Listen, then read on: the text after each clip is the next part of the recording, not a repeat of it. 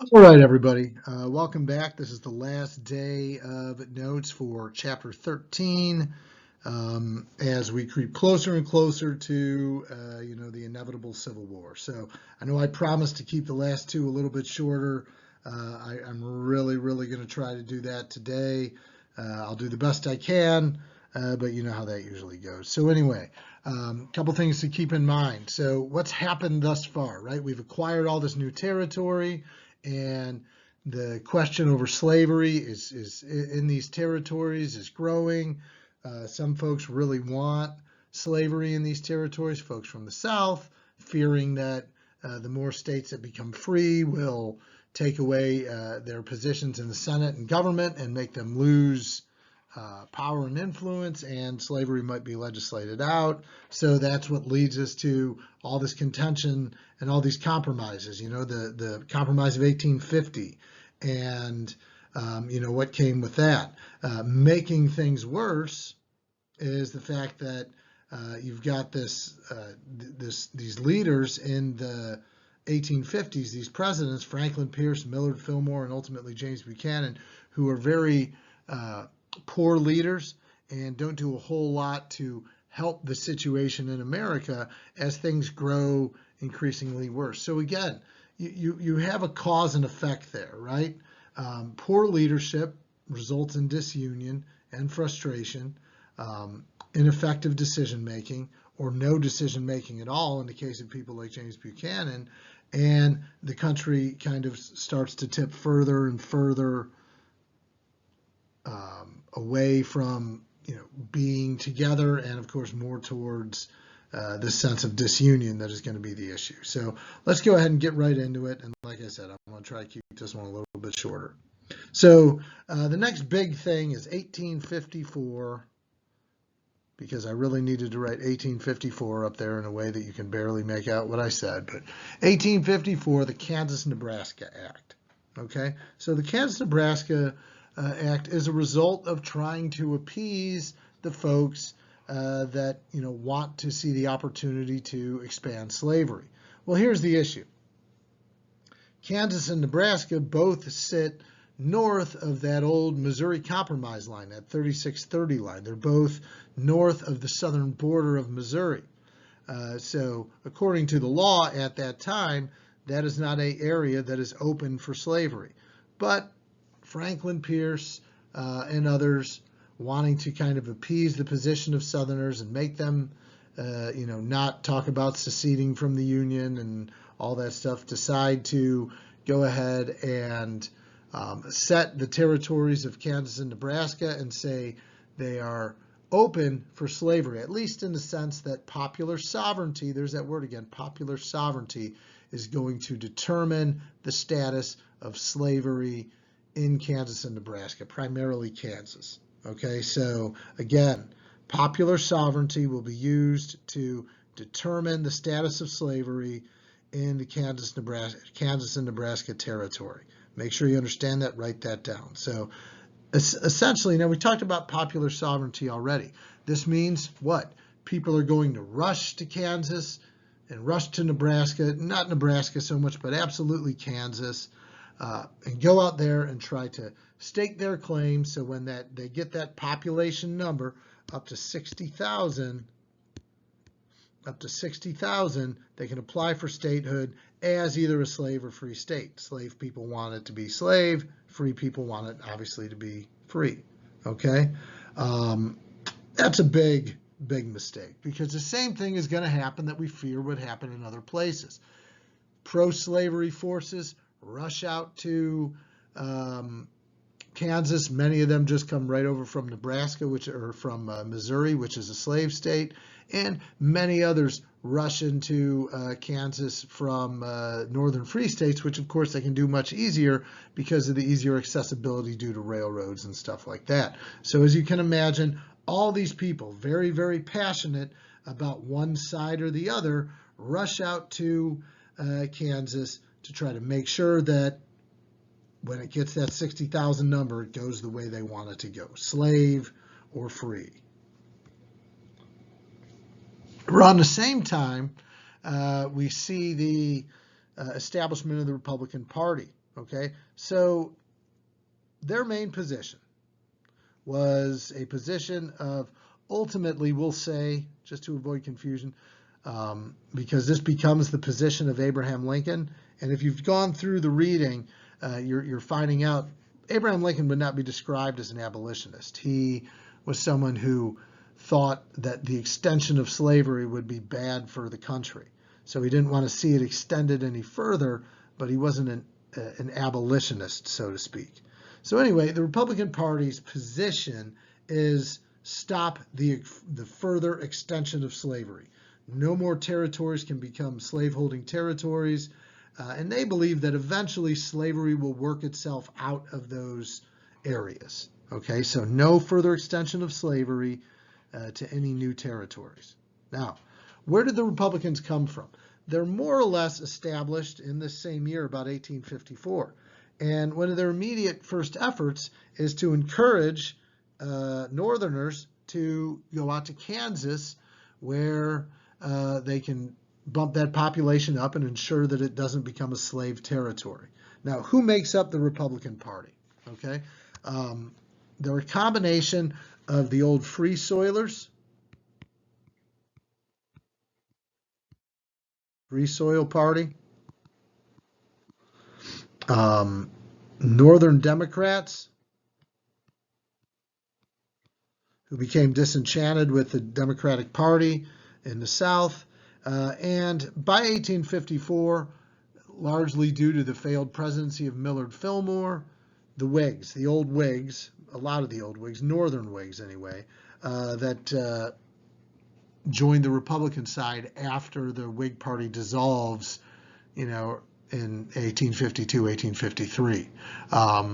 They also include some members of the Know Nothing Party. I'm not going to bother writing that down. Members of the Know Nothing Party from the North. So essentially what you see is two parties in America, the Republicans, which are primarily all up in the North, and the Southern Democrats, and some Southern Whigs and a few other folks that populate the South. So we have almost like a true North-South division, where all North is like pretty much Republican, and the South is almost entirely Democrat.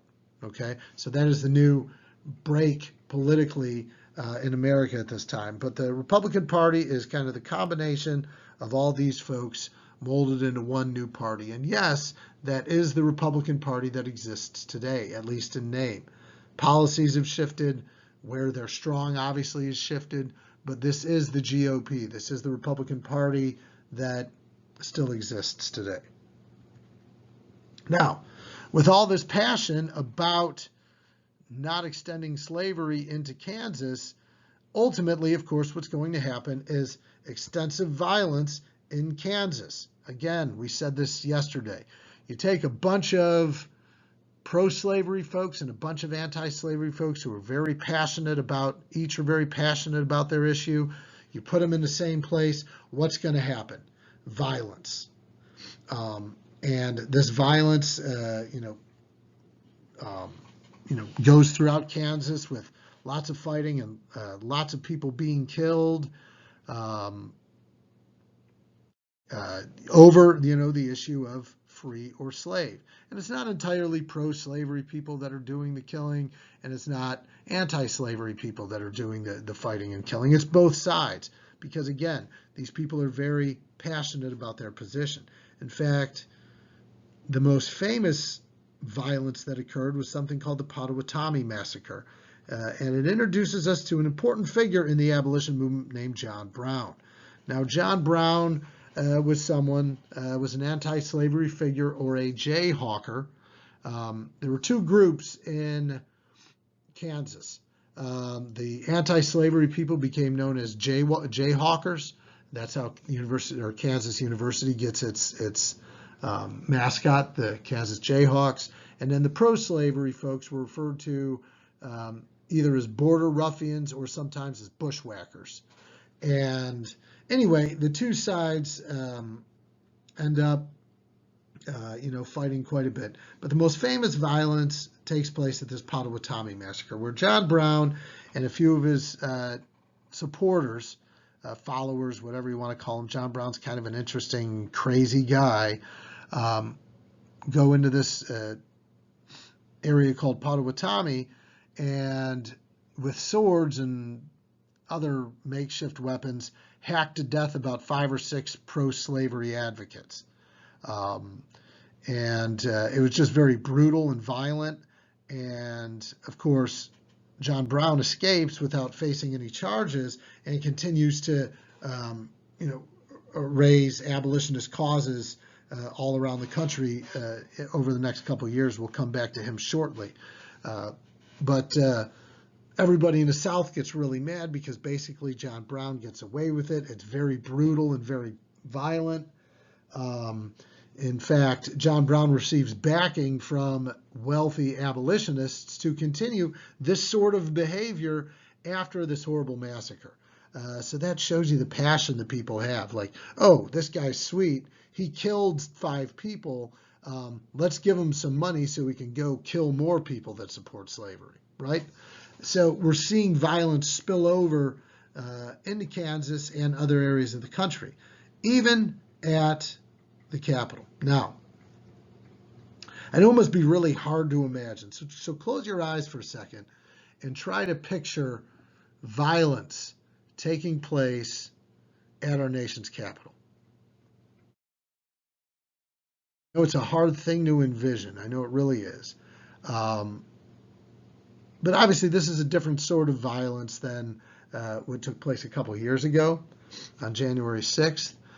This is violence between 2 people, particularly a senator from Massachusetts named Charles Sumner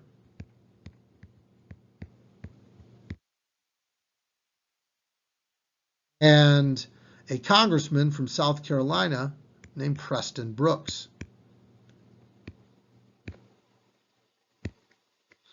Now, Charles Sumner gave this very impassioned speech. It was called his Crime Against Kansas speech, where he condemned supporters of slavery, used some very lewd references, basically saying that some of these politicians were essentially, you know, prostitutes for the cause of slavery. Yes, that's basically what he said. And one of the people he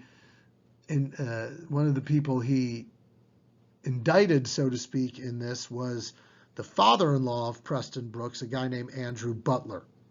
So Preston Brooks was very angry. So one evening, after everybody had kind of left the Capitol after a day of typical debating and whatnot that goes on in the Capitol building, Brooks walks into Sumner's office and nearly beats him to death in his office. Some of Brooks' Southern associates lock the door, bar the door, so Sumner can't get out, and he can't get out, and people that want to help Sumner, other Republicans basically, can't get in. So this incredible violence almost kills Charles Sumner. It took him 4 years to recover before he was able to actually return to office. So that's how bad it was. Preston Brooks broke his cane beating Sumner so hard in this process. While he was back in South Carolina, he got censured by the House of Representatives and basically kicked out. He received several new canes in the mail, some of them with inscriptions on it, like saying, use this one next time, and great job, or go do it again, or whatever. So this is the state of American politics in the mid-1850s. People are super divided over slavery, so much so that our elected officials are resorting to, beating each other up or beating somebody to within an inch of their life over this issue. Moving on. So again, here's a look at where the country kind of stands in 1854. You see that Missouri Compromise line here. Kansas is just above it. Missourians move into Kansas.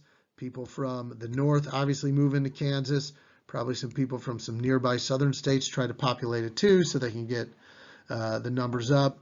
But ultimately, Kansas will become a free state because by the time it's ready for statehood, pretty much the war and everything associated with it is more or less decided, and there's not going to be any more slave states. So as you see things here, like this is the slave states. We're not going to add any more slave states. So all these ones that you see here, this isn't Oklahoma's not a state, but Texas, Louisiana, Arkansas, Missouri, Kentucky, Tennessee, all these guys here, including Delaware and Maryland, if you can't tell, those are all your slave states, and we're not going to add any more from this point forward.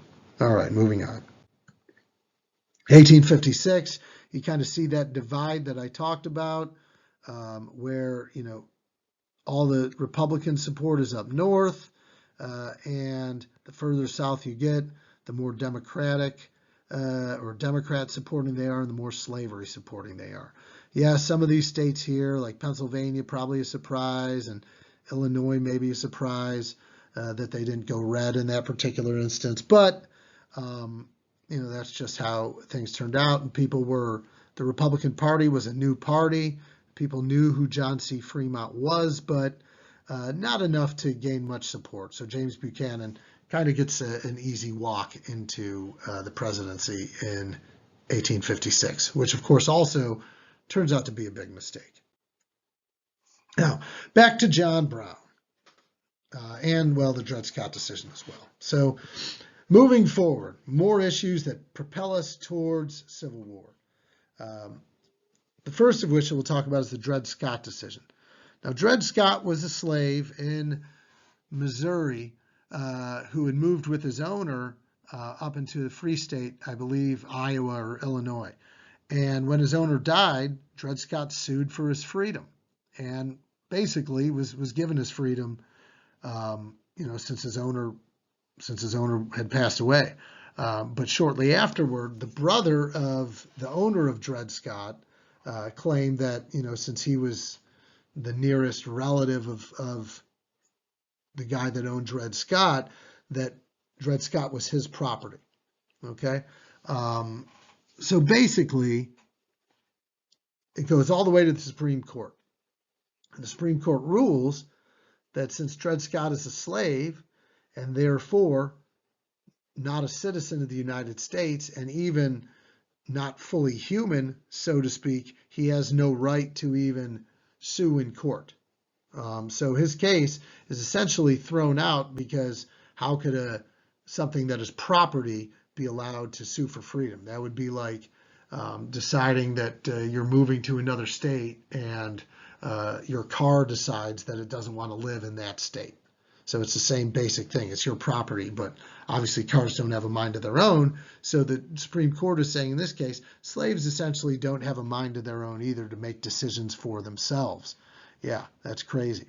The other important thing that happens from the Dred Scott decision is they actually rule that even though the Kansas-Nebraska Act basically nullified the Missouri Compromise, they actually rule that Congress isn't allowed to make decisions regarding where slavery can or cannot extend to, and that the Missouri Compromise was unconstitutional to begin with. So from that point forward, basically, they rule that anything related to the Missouri Compromise was actually unconstitutional. Now, again, we're close enough to civil war at this point that it's not going to make any difference, but the whole idea in general is pretty shocking. Now, John Brown, in the meantime, has gained more support for his anti-slavery work, and he decides to cause a major slave insurrection by seizing a federal arsenal in Virginia, Harper's Ferry, Virginia. A federal arsenal, an arsenal is a soccer team in the English Premier League. That terrible F. Harper's Ferry, sorry.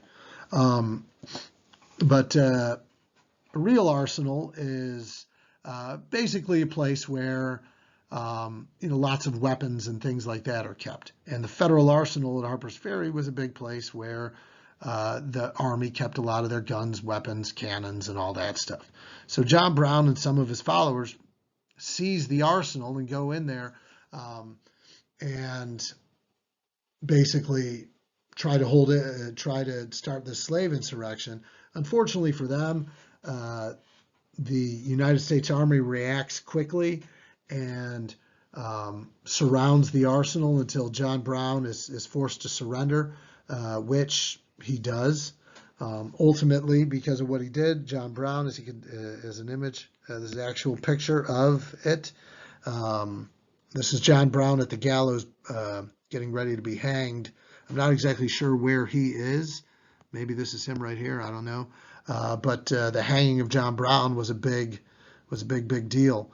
And many people went there to watch that, as people back then seemed to enjoy watching people get hanged, which is, normal. But, the French like watching people get their heads chopped off. So, hey, France.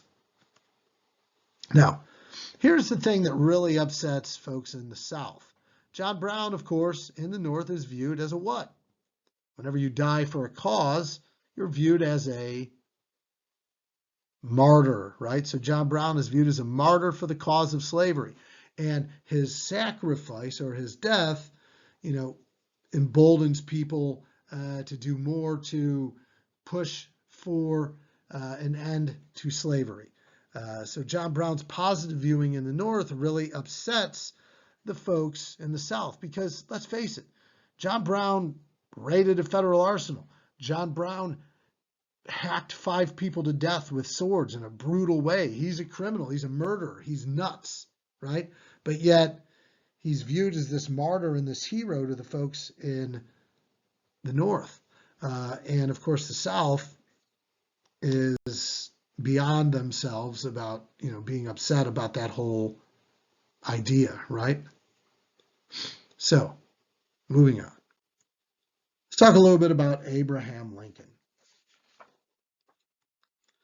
So, Abraham Lincoln emerges kind of out of nowhere in the mid to late 1850s. He had been in Congress as a Whig for one term, but didn't really do much. He had fought in the old Black Hawk War in the 1830s. And then he went into law practice as a lawyer in Illinois. But what really brings Abraham Lincoln into public view is a really important event. In fact, we're going to call it super important AP point number 7, the Lincoln-Douglas debates. Okay? So the Lincoln-Douglas debates are a few things, and I'm going to go over these with you. I'm not going to write them down, but I expect you to write them down, and I'm going to go over with them a little bit slowly, because the significance of the Lincoln-Douglas debates is threefold. Okay? After the debates, the manuscripts from the debates were published, and what's one thing we know Americans love to do? Read.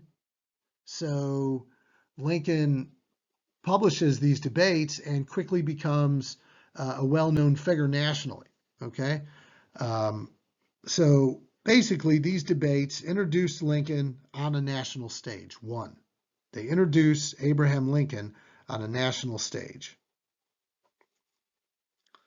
Number 2, they outline Lincoln's argument and ultimately the Republican Party's argument that they want to stop the further spread of slavery. Okay, so the whole argument of the party becomes one of stopping the further spread of slavery. Number 2, that kind of outlined, the debates outlined Lincoln's whole argument about, and the Republican Party platform about containing or stopping the further spread of slavery.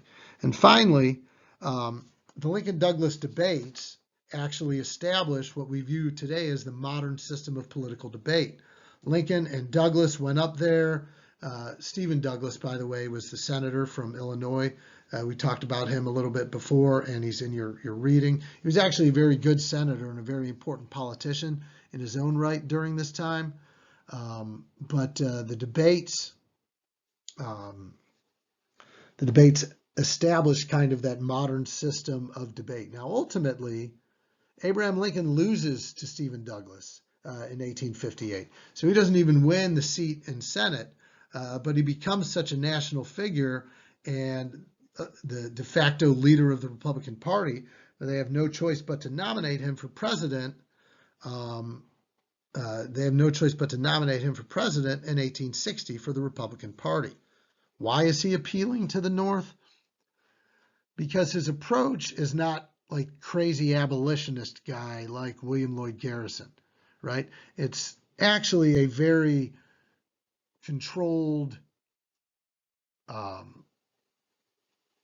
sensible plan, right, at the time. We want to stop the further spread of slavery, contend the further spread of slavery. So he's advocating for there being no more slavery. Northerners like that. Northerners like that because it's not so antagonizing that would cause, a rift, a further rift between the South. Okay, so that's what makes Lincoln so appealing. He's also very appealing, obviously, because he's a great speaker, an eloquent orator, and at a time before we have things like television and radio and stuff like that, people really genuinely enjoy going to see somebody give a really good speech, and that's something that Abraham Lincoln can do. So he becomes the Republican nominee for president in 1860, and I'll show you in a minute the map of the election of 1860, so I'm not going to get into that right this second, but Lincoln manages to get elected in 1860. Southerners feel like Southerners feel like they've been robbed and cheated, and this guy's going to end slavery. So they all freak out. And within weeks of the announcement of Lincoln winning the presidency, Abraham Lincoln, or South Carolina, becomes the first state to secede from the Union. Okay, so disunion and secession. I'll get back to this in a minute, by the way. The Democrats being divided. I'm going to show you the map, and that'll make more sense.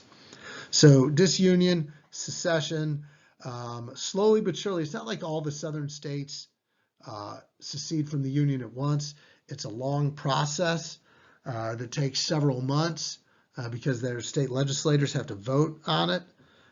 But South Carolina becomes the first state to secede a little bit before Christmas in 1860. All because this guy gets elected president, and they're like, oh no, he's going to take our slaves away. So let's take a look at the map. So here's the election of 1860. So a few things about this election. You'll notice that 4 different candidates actually won states. It's the first time and only time, I believe, in American history where 4 different presidential candidates actually win electoral votes and win states. You see that clear north-south divide. All the slave states go with John C. Breckinridge, the Southern Democratic candidate. The Northern Democrats go with Stephen Douglas as their candidate because whatever Northern Democrats remain and didn't move to the Republican Party, they went behind Stephen Douglas. And so they supported Stephen Douglas. And then there's a 4th candidate, a guy named John Bell, who supported the Constitutional Union Party, okay, who ultimately wins 3 states of his own. So a crazy map in 1860. But you'll notice also, Abraham Lincoln wins only about 40% of the popular vote.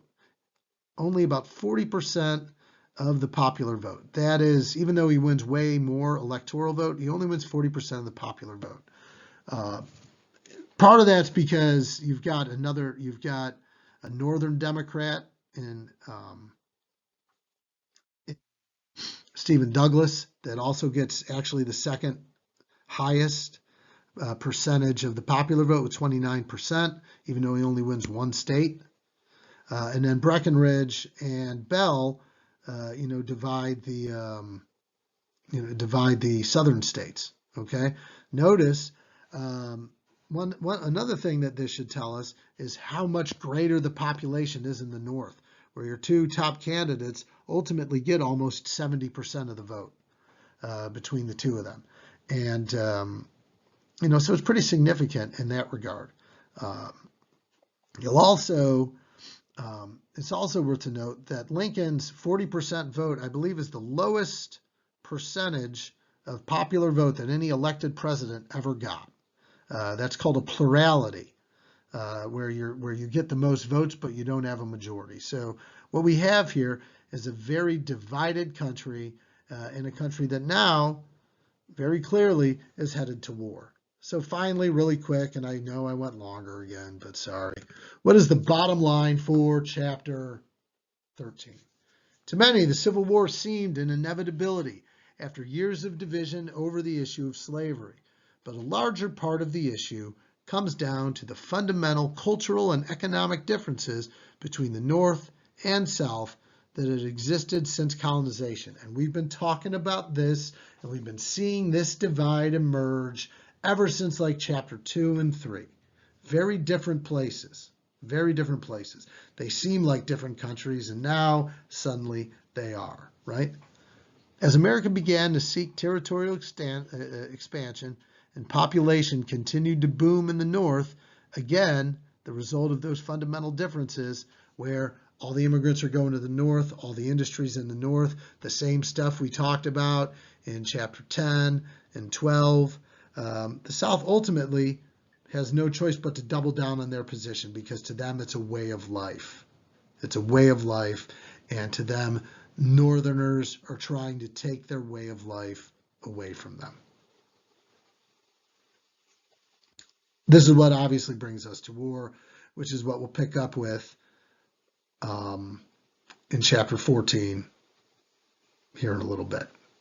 So anyway, that is it for chapter 13. Hopefully you got everything. I'm sure we can rewind and cover other things again if you want to, if there's something you missed.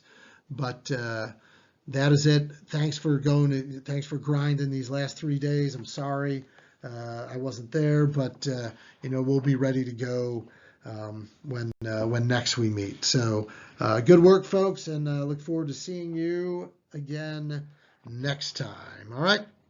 See ya.